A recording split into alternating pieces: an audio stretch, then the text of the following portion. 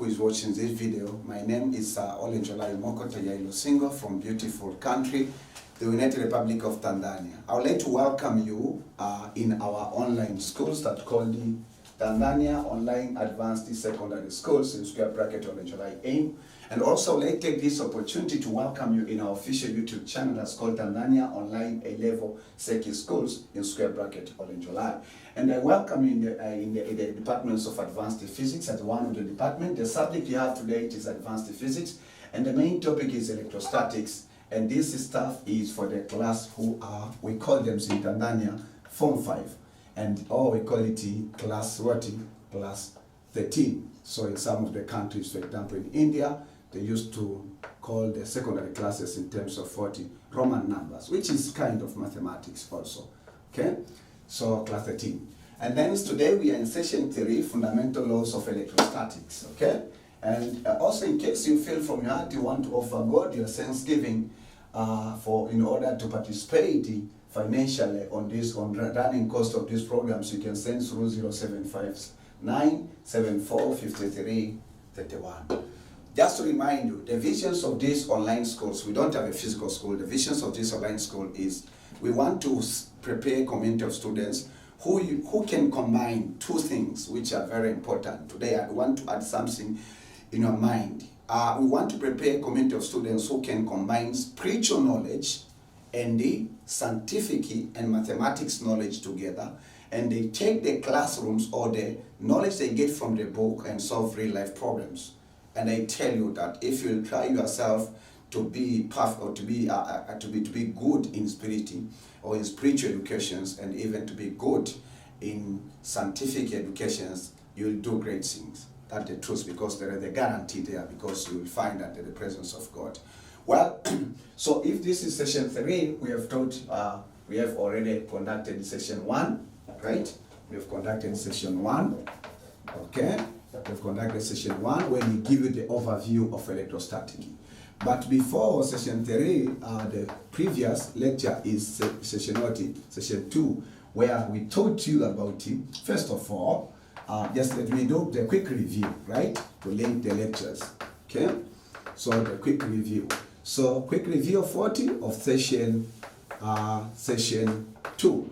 It might be 2A and the 2B, so 02B. So be aware about that. So firstly, we define what the meaning of electrostatic. Okay? First of all, what the meanings of electrostatic. Electrostatic. And then we say that electrostatic is a branch of electricity which deals with the study of charges that are stationary. Okay, that are stationary. That's what we told you, by the way. Okay? Or we said, yes, so it means that we are studying charges, electric charges, positive and negative charges, which are stationary. Okay? So that's the case. Okay, that's the case that we will be studying. That's the meanings of electrostatic. And then we took you into another point, importance of electrostatic. And the importance of electrostatic answer your question that what are the applications of electrostatic in life? And then we taught you about the electric charge. What is electric charge? Right? What is electric charge? And then on the electric charge, we told you we have two types of electric charge. We have positive electric charge, which is carrying positive electricity, and negative electric charge, which is carrying negative electricity. Again, we taught you about conductors, right? Conductors. However, that we didn't give you examples. Examples of conductors are iron. It's a good conductor.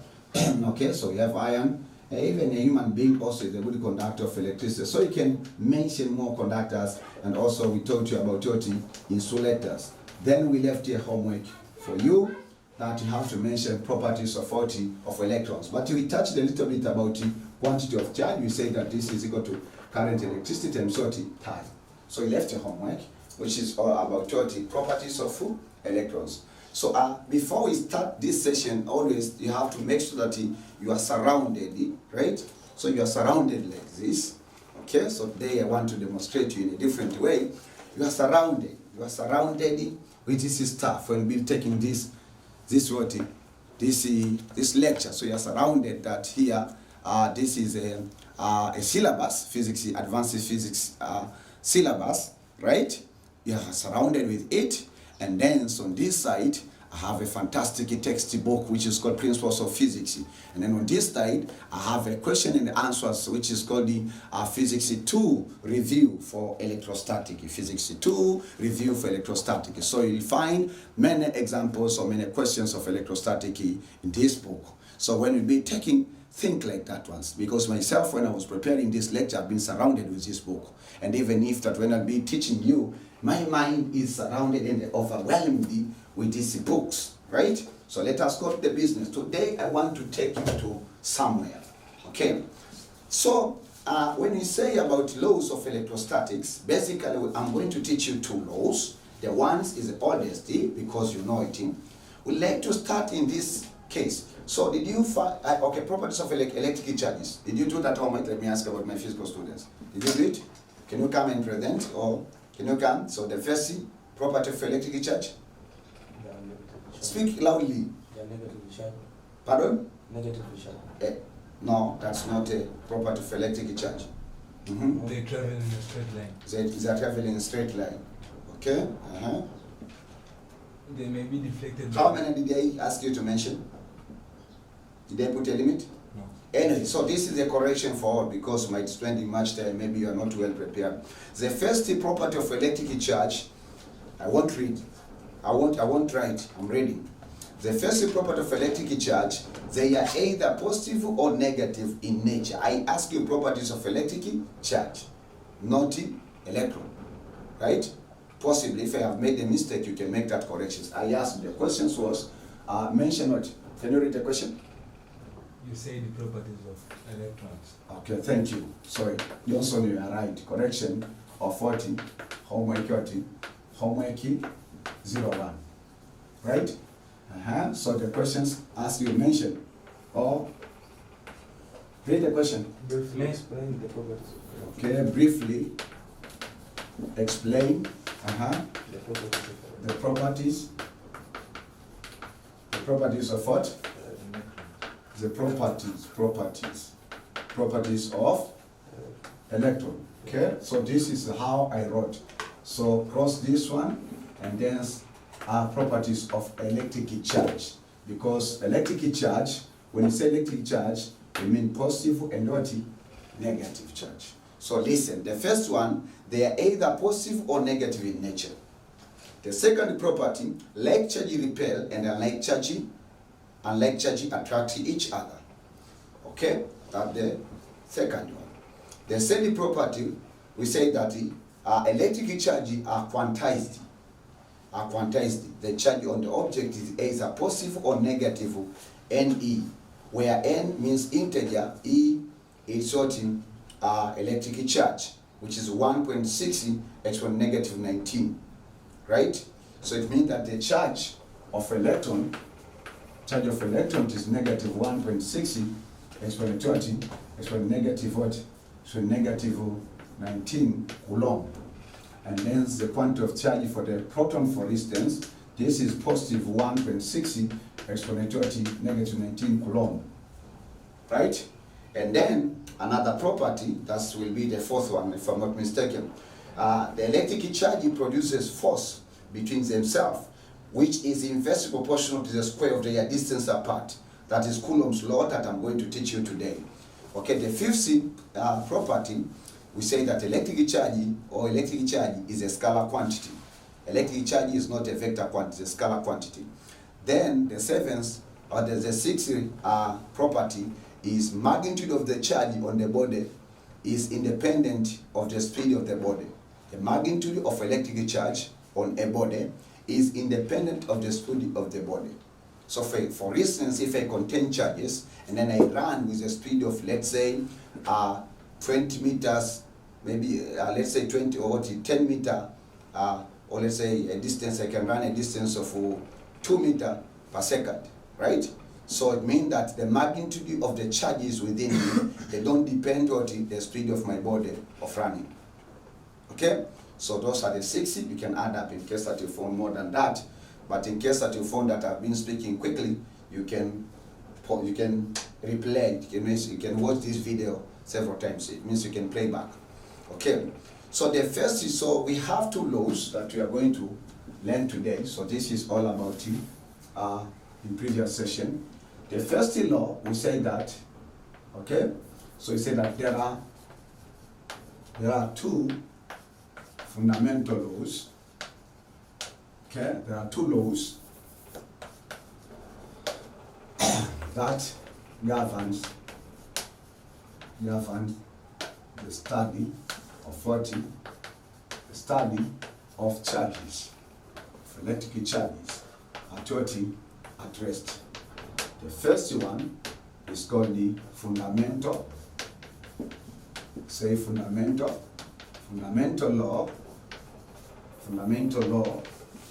of electrostatic. Fundamental law of electrostatic. Okay, that's the first law.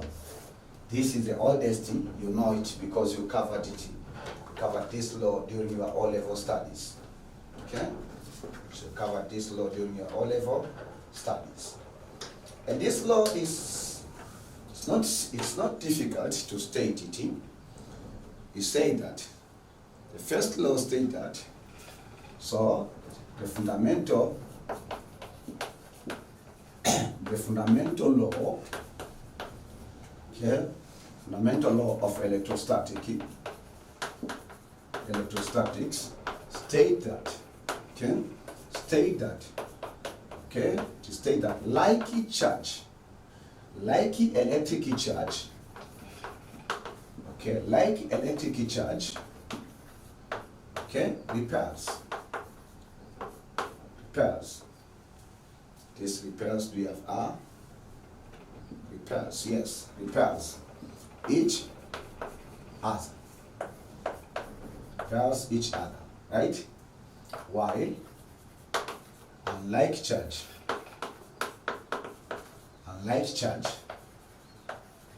attracting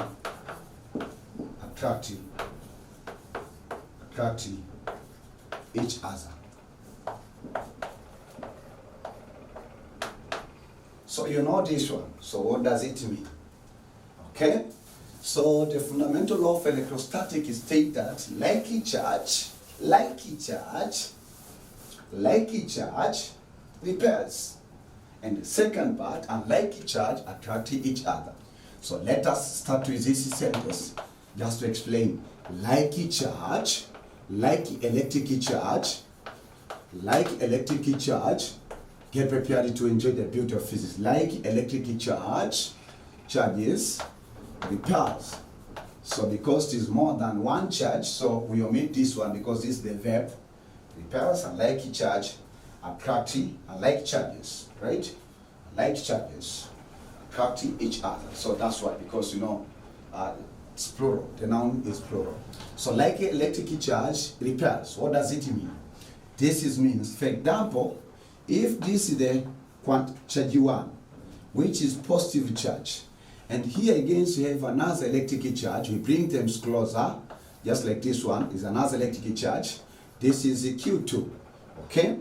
So this is what positive charge.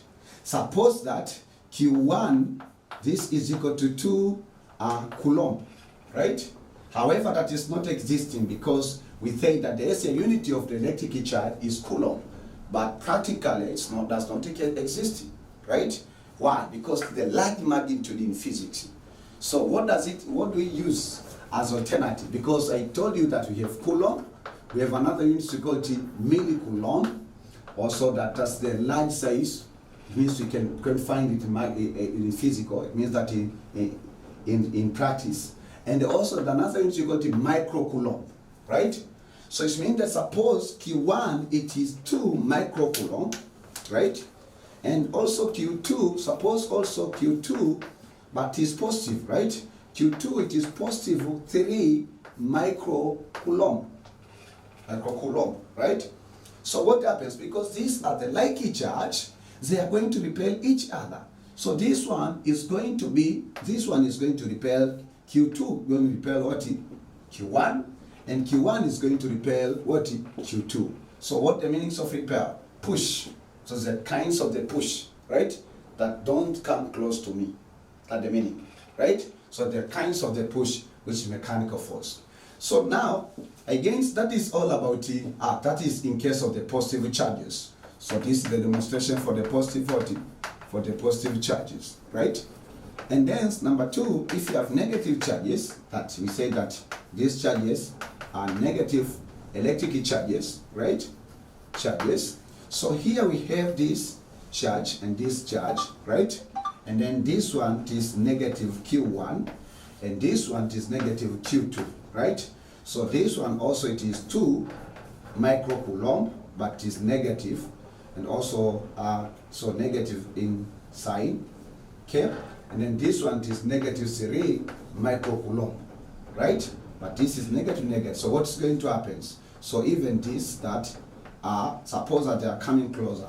So this one and this one, they will be dependent. So listen, suppose that the force produced by Q2, it is F2. So F2, it's the one that is going to push Q1 this side, right? And then this is, suppose it's going to produce a force equal to F1. So F1 is the one that is going to push your Q2, right? Similarly, this is your F2, and this one is your F1. That's the meaning of 40. That's the meaning of that fundamental law, right? Okay, there's a distance here, but we don't take considerations of the distance right now. So that's the meaning of 40. Like a charge repels. So if it means that if you bring 2 electrons together, regardless of their magnitude in quantity of charge, they are going to repel each other, right? And hence we go. So this is very important. Make sure that you note this point, okay? Because we used to claim the law we don't understand. Because if you don't understand this context, you will be getting troubles on solving questions of electrostatic, because this matter, right? If you have like charge, something is going to happen. If you have unlike charge, something is going to happen. Sometimes if they attract, there's the issue of cancellation, balancing of the forces. Because when you say they attract each other, means each other is attracting, regardless of its magnitude of the charge. So it's very important, and let me put here, this is tough so that you can see, and the zoom clear. So we go for part, this is B. B, I want you to explain what the meaning of unlikely charge, say unlikely charge, unlikely charge, unlikely charges, okay, attracting, right, attracting each other. So let us demonstrate unlike charge. So this one, we have only one demonstration. So okay, so here we have Q, and here also we have Q. So this is Q1, right, unlikely charge, but this is supposed to be positive. And then its magnitude is 2 microcoulomb. And then this guy, it is what is negative Q2, okay? And its charge is negative 3 microcoulomb. These are what is unlikely charge, right? So they have different, they might have even the same magnitude, 2 microcoulombs and negative 2 microcoulombs, right? So what is going to happen here? Fantastically. So suppose that this one is going to attract this charge, okay? So this is Q2. So this one is going to attract the Q2 in this side, okay? So it's going, telling Q2, come on, come on, come on. So this is F1. Come on, come on, come on, Q2, right? And then this one is going to attract what? Q1. So the direction of the force is this one. So this is what you call F2, right? So that's what, so it means that now in physics that we say we have Q1 and Q2. This is Q1, which is positive, and this is Q2, which is what? Negative, right? This is negative. So what is going to happen? So we have a line. So this line, we say that we used to show that these directions. What does it mean? It means that Q1 attracting Q2 and Q2 attracting Q1. Fantastic. All right. Remember the fundamental laws of electrostatic, it's a fundamental of the next law, which is called Coulomb's law. If you understand what's going on here, and you combine with Coulomb's law, I'm telling you that you'll be dangerous in physics, right? That's the promise that I want to give you. Okay, if you have any question, ask in the comment section. Remember to subscribe. We are going to upload more than 500 videos in this YouTube channel of Tanzania Online A-Level Circuit School. Okay, so make sure to subscribe. Okay, so I think that it's enough. If I want, this doesn't mean that what I know, but it's enough for you, right? Because I can take you further, and then we can turn the fundamental law of electrostatic to become just like a subject. Another thing, before I end, we say that if that the case, the quantity of charge, we introduced this one in session 1, is equal to electric current times time. Because yesterday also in session 2 we defined what the meanings of Coulomb, right? Then say Coulomb's, what the Coulomb? Coulomb, you remember it? We say that it's what? Is a quantity of charge flowing through a section of the conductor producing a current of 1 ampere in 1 second.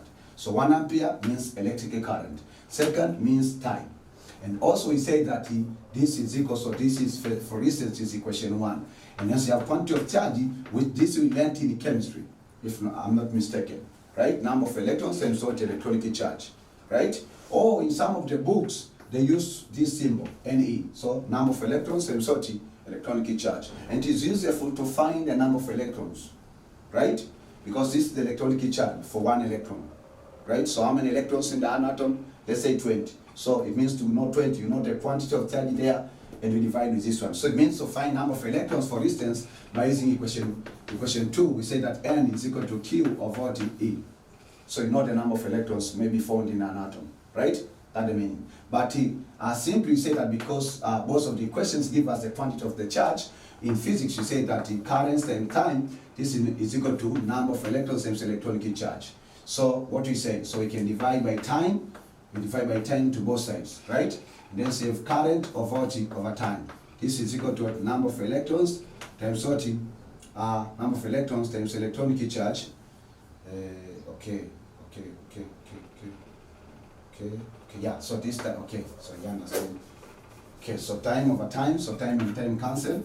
So we find that current is equal to what? Number of electrons times electronic charge over time, right? So it means that if we take current is equal to what? Number of electrons over time. So divide by electronic charge.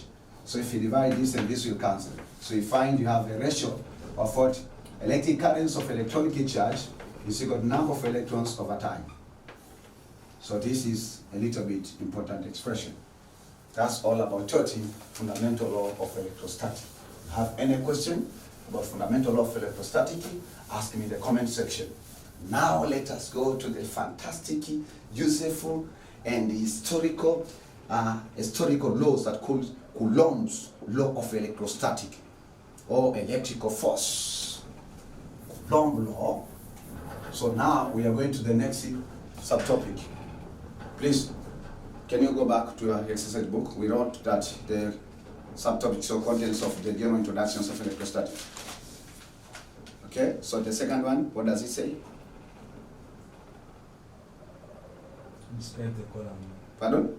Describe the Coulomb's law. Coulomb's law. Not a specific objective. Can I have your exercise book? Oh, yeah. Okay, now have a look. Okay, take it. Thank you.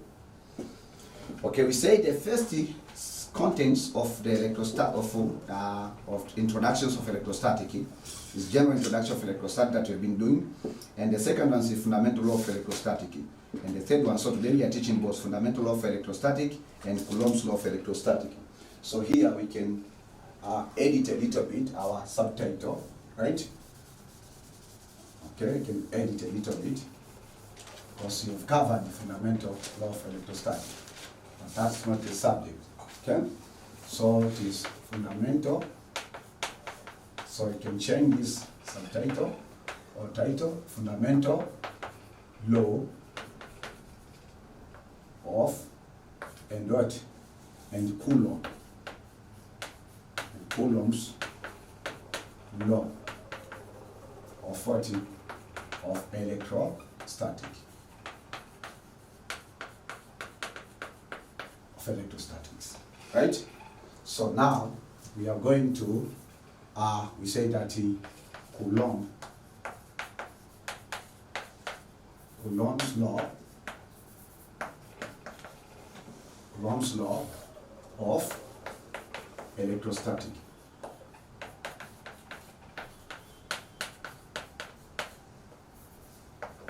Coulomb's law of what?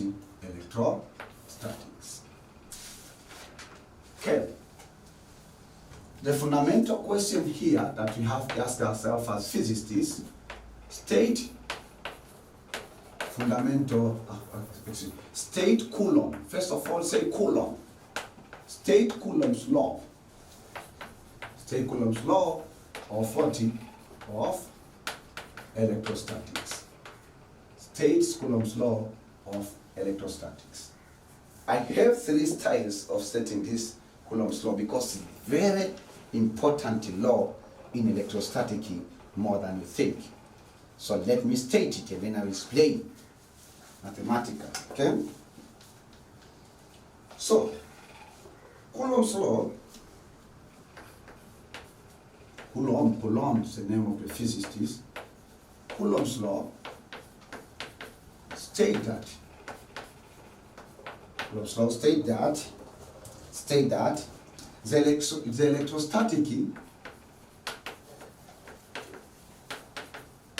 electrostatic force between 2 point charges, between 2 points charge, right? 2 point charge, okay? 2 point charge, 2 point charges, 2 point charges, 2 point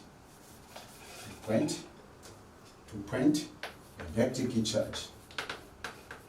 So a charge will be represented as a point, 2 point electric charges, okay? Plural charges is directly proportional. Is directly proportional to the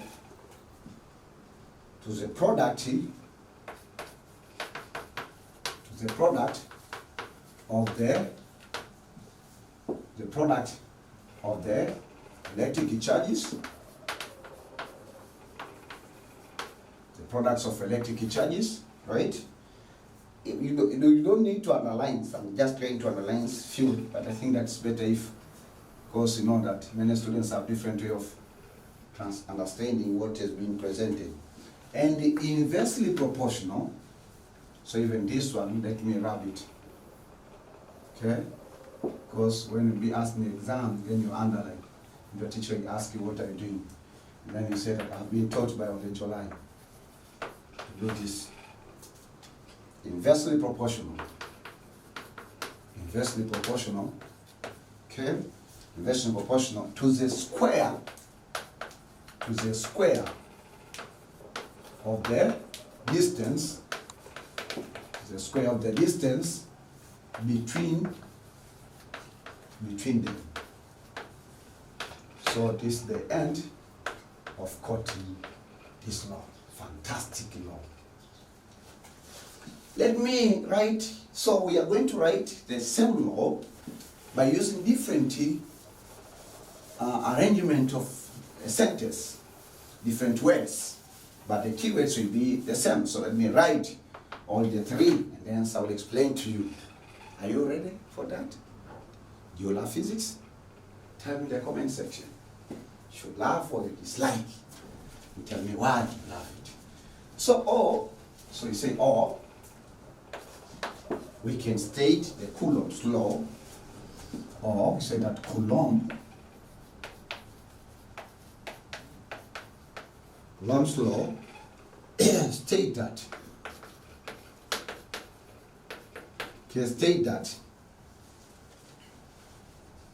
the force is the quotation. The force between 2 point charge, the force between 2 electric point charges is directly proportional to the product of the charges. Is directly proportional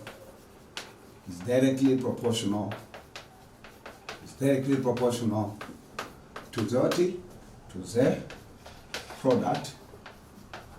product of the charges. When you say charges, it means that quantity of charge, right? Charges, and the inversely proportional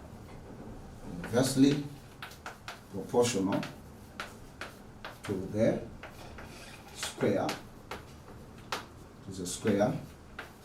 of the air distance at the end of the cord. Or, okay, I want you to understand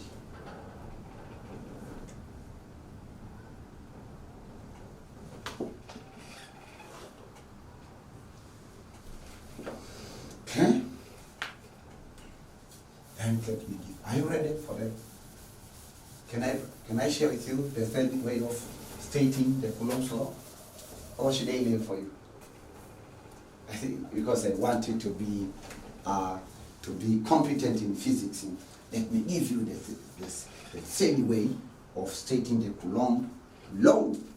Coulomb's law states that Coulomb's law, okay?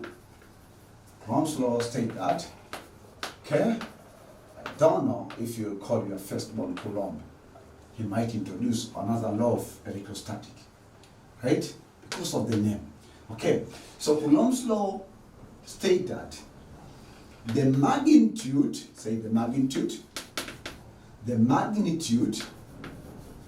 of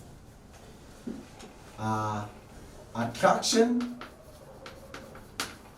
or the repulsion force between two electrically pointy charge, okay, pointy charge, right? Pointy charges is directly proportional to the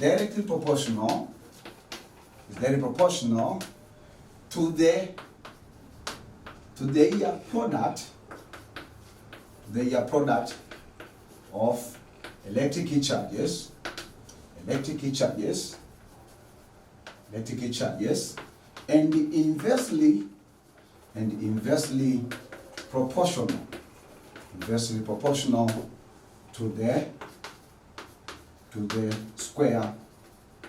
and inversely proportional to the square of the distance between them.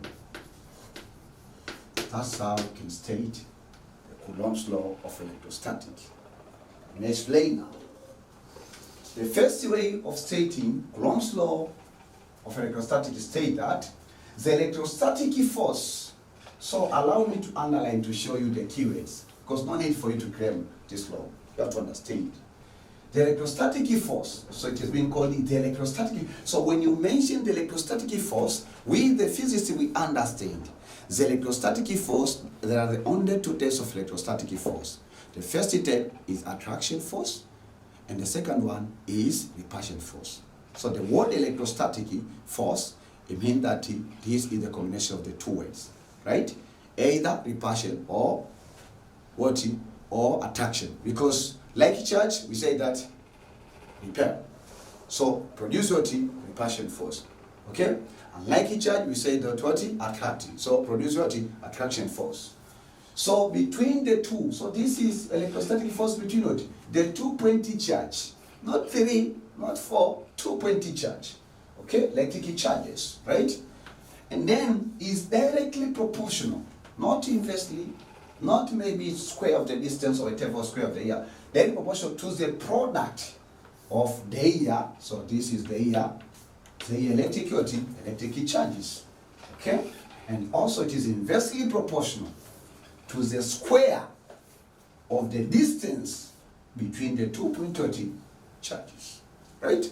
So let me explain this one, because something is, tell your neighbor that some physics is coming. Tell your neighbor that I understand Coulomb's law. So Coulomb's law states that in other words, the force between two electric pointy charges is directly proportional to the product of the air charges and inversely proportional to the square of the air distance. Some of the books, they state this law in this style. The force between two electric point charges is directly proportional to the product of the air charges and inversely proportional, or not in all, they say that, and divided to the square of the air distance. Right? or the square of the distance, means that of the distance between them. But this one is the one that I recommend and I like it to state in this way. The magnitude, so it means that the Coulomb's law of electrostatic gives us magnitude. The magnitude of attraction or repulsion. The magnitude, very important word. The magnitude of attraction or repulsion force between two pointed charges is directly proportional to what? To the product. It's not okay, to the product of the to the product of electrical charge. Okay, fine. To the products of the electrical charges, and inversely proportional to the square of the distance between them. Right? You can also, whenever that, because if you like physics, you enjoy it, and you'll find it in different perspective. You can even read some other reference books I've mentioned. Can find they are stating differently, but the point you have to look the keywords. So the keywords, it means that the force is then proportional to the product of electric charges, not the products of members, and also the force, that force is inversely proportional to the square of the distance between those two charges. However, that when I'll be teaching you in computation, we might find that sometimes what happens if you have three charges. You have a charge here Q1, you have a charge here Q2, you have a charge here Q3. What happens there? Does Coulomb hold?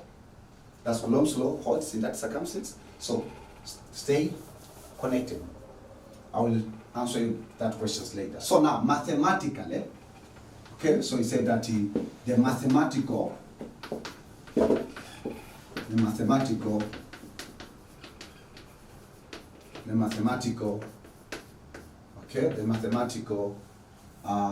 equation of 40 of Coulomb's law. So mathematically, we just deduce from the law itself the magnitude of force of attraction or repulsion force. So the magnitude, So we have force first of all, okay? The magnitude of the force of attractions or repulsion between the two electric pointed charges is directly proportional.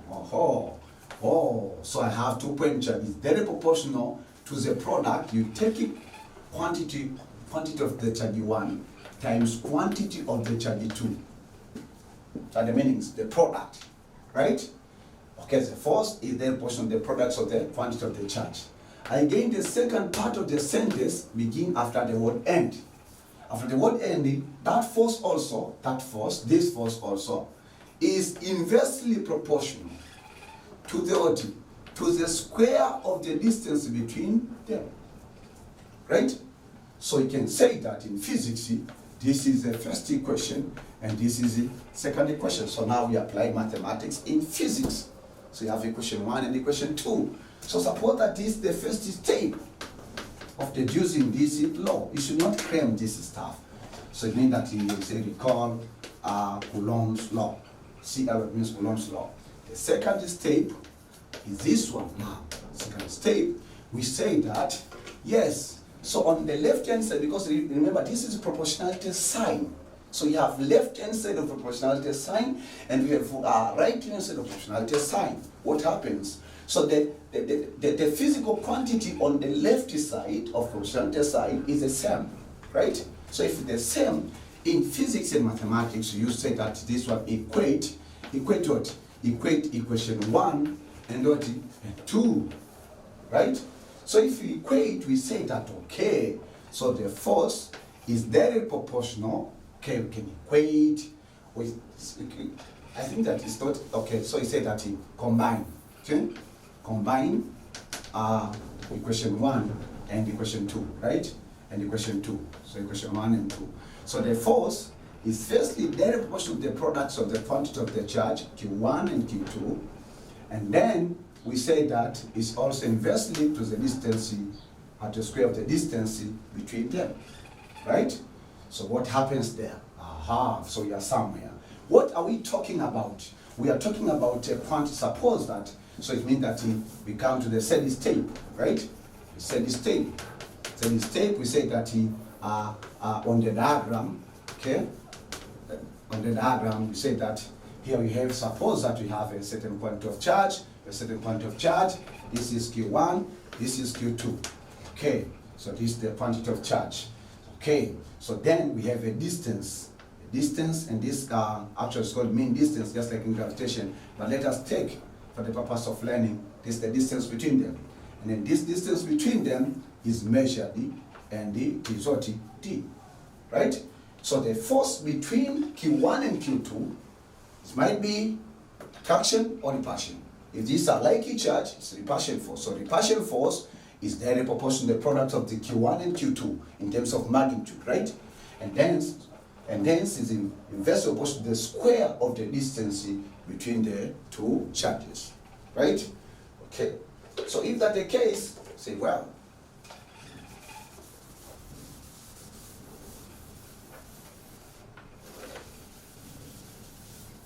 okay.